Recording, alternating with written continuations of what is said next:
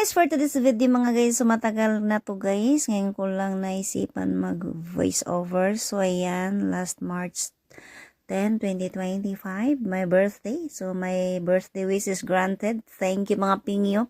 So una, bago kami pumunta dito guys, bago kami pumasok, syempre nagpaypay muna kami mga guys.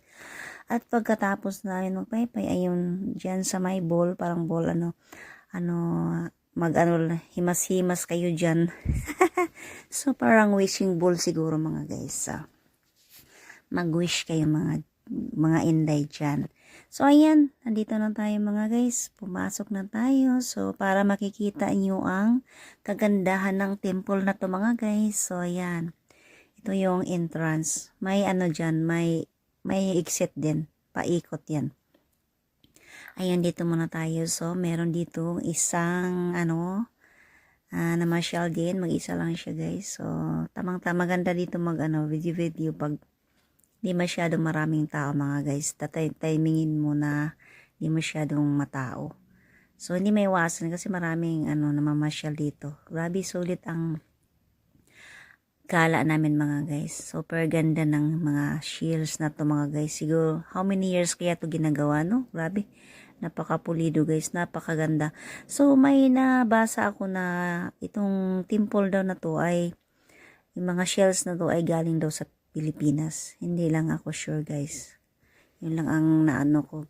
Pero grabe guys, napakaganda talaga. Sulit ang gala namin mga guys.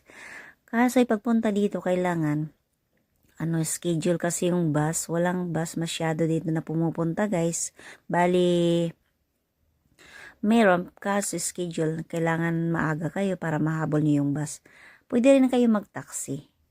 Kung marami kayo mga guys, mas maganda kasi bali yung kayo ng tour na mga sasakyan. Marami kayo pagpunta dito kasi pag tour kasi, syempre hintayin kayo ng sasakyan. Hindi na kayo maghanap ng masasakyan pabalik. So, ayan na, nag-enjoy mga inday. Dito kami nag-picture-picture muna sa loob. Grabe, napaka-pulido talaga, napakagawa na temple na to guys. Grabe, super ganda.